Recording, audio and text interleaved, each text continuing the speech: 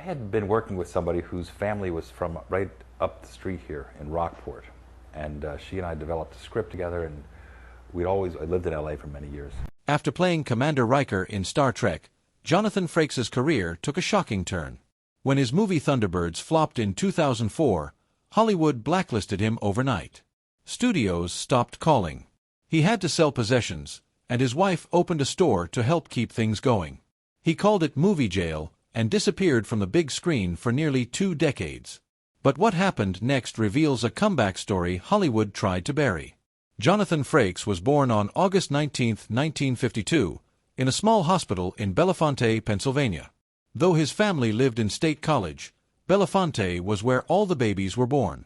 Jonathan once joked that even Penn State professors came to visit him there, not just to see the baby, but because Bellefonte had liquor stores, State College didn't. His father James was a respected English professor, and his mother Doris was a dedicated teacher. When Jonathan was 5, the family moved to Bethlehem, Pennsylvania, after his father got a job at Lehigh University. That's where Jonathan and his younger brother Daniel grew up. Sadly, Daniel would later pass away from pancreatic cancer in 1997. In 4th grade, Jonathan was handed a trombone, not by choice, but because his long arms could reach the slide. That random moment sparked a lifelong love of music. His father introduced him to jazz, and Jonathan took to it quickly. He joined the Liberty High School Grenadier Band, a big deal in Bethlehem. In 1970, the band traveled to Florida for the Festival of States and won top prizes in both field and parade competitions. The mayor even renamed a city street in their honor. Jonathan loved that moment, saying the band was better than the football team and people came just to watch their halftime shows. After high school, Jonathan started college at Penn State as a psychology major, but that didn't last long. One summer, while working as an usher at a theater festival, a director asked him to join a play. Jonathan saw how much fun the actors were having and immediately changed his major to theater arts. He later joked that a theater degree might not be the most practical, but it changed his life. At Penn State, he joined the Thespians, did non-stop shows, and barely slept, but he loved it. After earning his BFA in 1974, Jonathan continued his training at Harvard, getting into the Loeb Drama Center's professional acting program. He spent summers working with real theater companies, learning from experienced actors and directors. That mix of discipline and hands-on experience prepared him for a professional career. After finishing his studies, Jonathan moved to New York City to chase his acting dreams. Like many others, he struggled. He waited tables, moved furniture, hurting his back once, and took small roles with the impossible ragtime theater. He even appeared in Eugene O'Neill's The Hairy Ape. In 1976, he made it to Broadway in the musical Shenandoah. One of his strangest early jobs was dressing as Captain America for Marvel Comics at conventions, a far cry from stardom, but useful for learning how to interact with fans. In 1977, Jonathan got his first real break with a role on the NBC soap opera The Doctors, playing a Vietnam vet named Tom Carroll. It brought a steady paycheck, but when his character was written out, his agent encouraged him to try Los Angeles. So in 1978, he moved again. LA didn't hand him fame right away, but the TV gigs started coming. He guest starred on shows like Charlie's Angels, Fantasy Island, The Waltons, Quincy, M.E., and The Dukes of Hazzard. These weren't lead roles, but they helped build his reputation. In 1979, he acted in a TV movie called Beach Patrol, which was meant to be a pilot but didn't get picked up, just another dead end. He starred alongside Robin Strand and Christy Dill, and the project had big producers like Aaron Spelling behind it, but even that couldn't save it. Like many actors, Jonathan found himself stuck in the cycle of failed pilots. In 1983, he landed a promising role in NBC's Bare Essence, based on a successful miniseries, but it was canceled shortly after launch.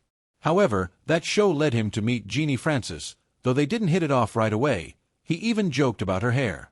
But fate wasn't done with them. 2 years later, in 1985, they reunited on the set of North and South, a Civil War miniseries filmed across the southern U.S. This time, something clicked. Their relationship began, and so did a new chapter in Jonathan's career. North and South was a hit, and Jonathan stood out as Stanley Hazard. People finally started noticing him. Then, in 1987, Jeannie and her family encouraged him to audition for a new sci-fi show. It took 6 weeks and 7 auditions, But he landed the role of a lifetime, Commander William Riker on Star Trek: The Next Generation. Everything changed. Years of struggle, failed pilots, and cancelled shows had led to this. Even though he and Jeannie were engaged, they had to delay their wedding twice due to his shooting schedule. They finally married on May 28, 1988, during the show's first break. In 1987, Frakes wasn't the obvious choice for Riker. Other names like Billy Campbell, Michael O'Gorman, and Jeffrey Combs were in the running. The studio favored someone else, but Star Trek creator Gene Roddenberry saw something in Frakes, perhaps something of himself. Roddenberry didn't just support him quietly, he pushed hard and made calls. Frakes later admitted Roddenberry may have seen a bit of his own younger self in the character of Riker. On set, Frakes accidentally created something fans would never forget: the Riker maneuver. Because the chairs were so low and awkward, he began swinging his leg over the back instead of sitting normally. It looked bold, maybe even arrogant, but fans loved it. It became iconic, even getting referenced in Lower Decks, where Jack Quaid's character shouted "Riker" while mounting a saddle. Another Riker maneuver emerged in Insurrection, tied to battle tactics rather than sitting. When the two-part episode The Best of Both Worlds aired, something changed. Frakes' Riker was no longer just the calm second-in-command. He faced off against the sharp, ambitious Commander Shelby, played by Elizabeth Dennehy. Their scenes crackled with tension, Riker's eye rolls, Shelby's persistence. Fans loved it. When those episodes were later screened in theaters, people still remembered their chemistry. During one scene in an elevator, an audience member even yelled, "Read it, girl!" A testament to how much the characters resonated. People began imagining an alternate Star Trek where Riker was captain and Shelby was his number one. And that wasn't just a passing thought. It showed how compelling Frakes had become, not just as a second-in-command, but as a leader. His legacy as Commander Riker was cemented not just in one show, but in pop culture history. Despite Hollywood's attempt to bury him after Thunderbirds, Jonathan Frakes proved he could rise again, this time, not from luck, but from everything he'd earned. After years of struggle and rising fame, the story of Jonathan Frakes took a surprising plot twist that revealed a different side of Commander Riker, a man unsure if he was ready for the captain's chair. Yet, not everything about Star Trek was serious. Frakes once shared that Gene Roddenberry had told him not to smile on set, which he found absurd. The reality was far from somber. The set was full of jokes, laughter, and playful camaraderie.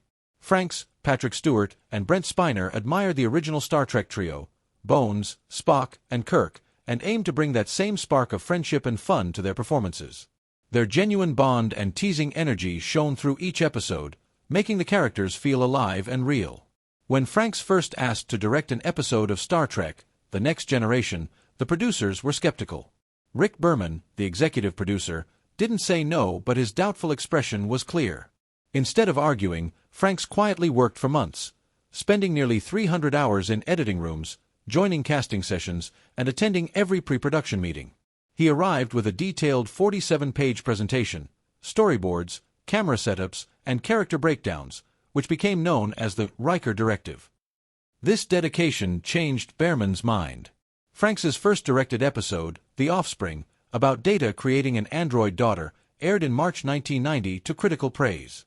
Balancing directing and acting, Frakes wore his Starfleet uniform under his director's jacket, working 18-hour days. Despite success, he modestly asked editors to cut his own scenes short, admitting, "I like it better and I'm better at directing than acting." Not everyone immediately trusted Frakes as a director. Patrick Stewart was publicly polite, but privately unsure if an actor could direct fellow actors. Marina Sirtis was nervous about their romantic subplot, and Brent Spiner came prepared with extra notes to protect his character, Data. But Frakes handled it all with professionalism and respect, focusing on performance rather than pulling rank. By the second day, doubts faded, Stewart's attitude softened, Sirtis relaxed, and Spiner shelved his notes. Frakes' stealth directing method involved arriving 90 minutes early to prepare shot angles and locking himself in the editing bay during breaks to review footage. He didn't show off, he just made things run smoothly. Frakes' secret weapon was his passion for cinematography, honed over late nights at a bar called the Warp Core, where he learned from Marvin Rush, the show's director of photography. Between drinks and scribbles on bar napkins, Frakes absorbed lessons on lighting, angles, and composition, 13 of those napkins still framed in his office. When Paramount needed a director for Star Trek: First Contact, Frakes wasn't the first choice.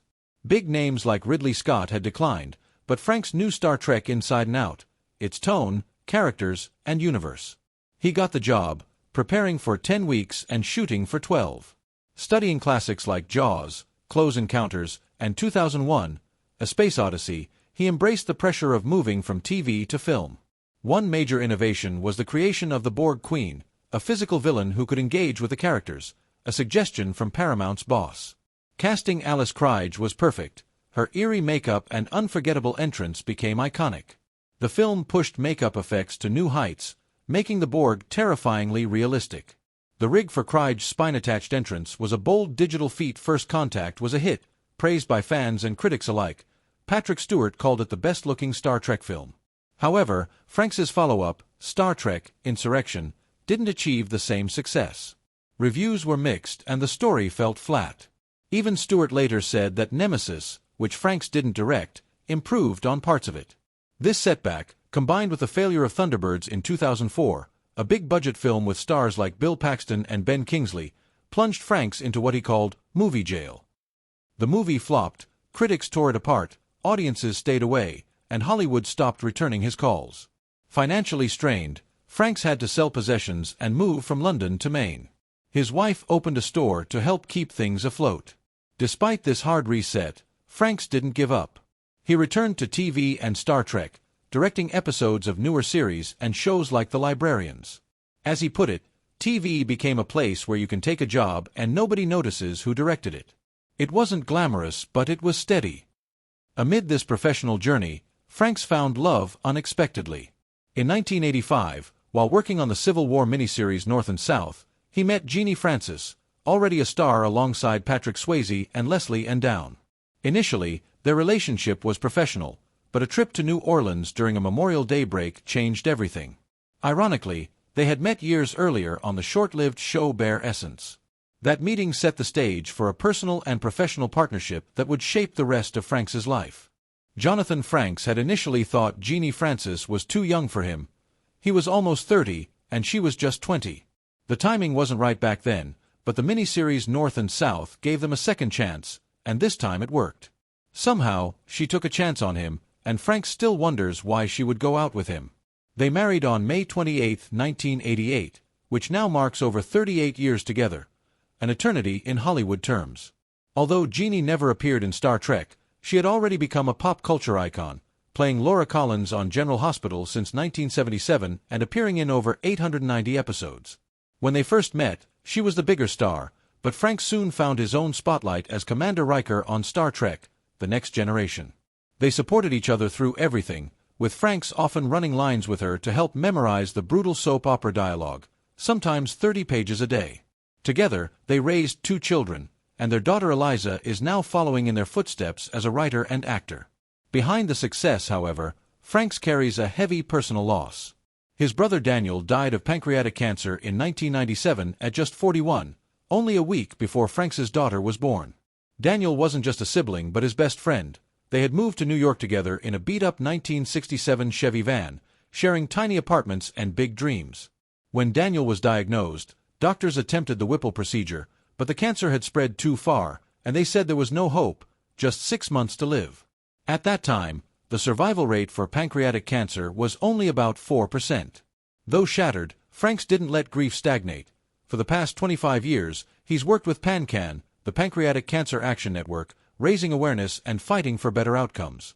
In 2022, he joined fellow Star Trek stars to form Trek Against Pancreatic Cancer, walking every April 29th in dozens of cities nationwide to fundraise for research and support. Thanks to efforts like these, survival rates have improved modestly to around 11 to 12%, and PanCan has invested $174 million in research, including $10.5 million in grants in 2022 alone. Frakes is passionate about early detection, especially for families with a history of the disease, and he keeps walking, speaking, and showing up for the cause. After the 2004 flop of Thunderbirds, which lost about $57 million and was critically panned, Frakes effectively disappeared from the big screen. Hollywood turned its back on him, and by 2006 he had no choice but to return to television directing. He worked on shows like Zoe 101 and True Jackson VP, kids shows on Nickelodeon. Despite some thinking he might use a pseudonym out of embarrassment, he kept his real name on every project, slowly rebuilding his reputation. In 2010, he got calls to direct episodes of major network hits like NCIS, Los Angeles, and Castle. His name was back in the game, not as a failed film director, but as a reliable television director who kept going. This earned him the nickname the Sci-Fi Fixer, having directed episodes for 17 different sci-fi or fantasy shows that were struggling or trying to find their footing, including Roswell, The Librarians, Warehouse 13, Agents of SHIL.D, and Orphan Black. He was known for bringing structure, pace, and balance to shows that often lacked those qualities. By 2016, Frakes had directed over 100 episodes of television, and whispers started circulating in the industry, calling him the genre whisperer. He wasn't flashy or loud, but he got results, skillfully blending action, character, and humor in often challenging shows. In 2018, it seemed like a real comeback was on the horizon when CBS greenlit a reboot of Beyond Belief, Fact or Fiction. Frakes was set not just to host but to direct every episode, exciting fans and the crew alike. Then, just 3 days before production began, CBS pulled the plug, citing creative differences. It was déjà vu for Frakes, as the original show had suffered from similar issues, including time slot shuffles and a 2-year hiatus before cancellation. Though the reboot died before it started, Frakes didn't quit. In 2021, he revived the show in Germany as X Factor Das Unbare, filming in Los Angeles and hosting again for a different network and audience. The strange stories continued, but Frakes remained the calm voice inviting viewers to decide what was real.